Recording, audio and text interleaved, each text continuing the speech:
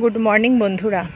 দেখো, তোমরা আগের ভিডিওগুলোতে দেখেছিলে যে আমার কলকে গাছগুলো টবে বসানো ছিল। তো কালকে একটু আকাশটা ভালো ছিল, তার জন্য আমি কালকে মাটিটা আবার নতুন করে প্রিপেয়ার করে এই ফলের ক্যারেটগুলোতে আমি এই কলকে ফুল গাছগুলো দুটো আর কি বসিয়ে দিয়েছি। দেখো, মানে এদের একটু বড় জায়গা হলে ভালো হয়, তাই ভাবলাম যে বসিয়ে দিই। আর তাছাড়া একদিনের একটু হাওয়াতে একটা টব ফেটে গিয়েছিল, তার জন্য আর কি কালকে একটু সময় বের করে করেছি, কিন্তু কালকে ভিডিওটা তুলতে পারিনি কি করে আমি করেছি।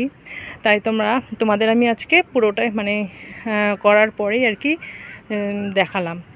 আর তার সাথে ওই যেই টবটায় ছিল সেই আরেকটা টব ছিল না, ওই টবটার মধ্যে এই যে এখানে কটা আমি ওই বেলি ফুল গাছে আমি চারা করেছিলাম, তো সেই বেলি ফুল গাছের চারাটা এখানে বসিয়ে দিয়েছি। আর আরেকটা টবে নয়নতারার কয়েকটা চারা উঠেছে, একসাথে নিয়ে বসিয়ে দিয়েছি। আর এগুলো একসাথে হলে না খুব সুন্দর লাগে ফুলগুলো যখন ফোটে আর কি। তো কেমন লাগলো আমার ভিডিওটা তোমরা আমায় কমেন্ট করে জানিও।